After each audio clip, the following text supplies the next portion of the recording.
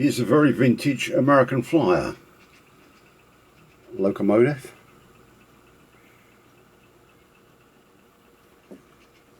I'm not clued up on trains, Lionel, American Flyer and all the rest of them. But you learn as you go along when you acquire this gear. This one's obviously seen better days, needs some restoration. There's some serious train buffs out there, so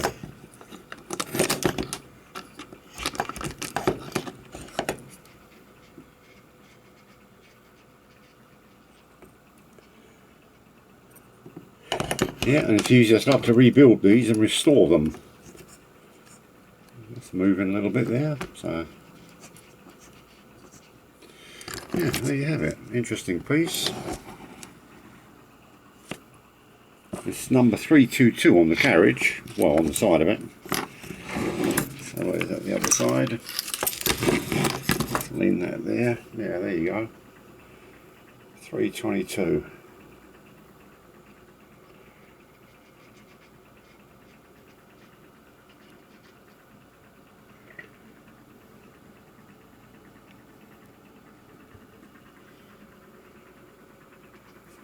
Yeah, there you have it.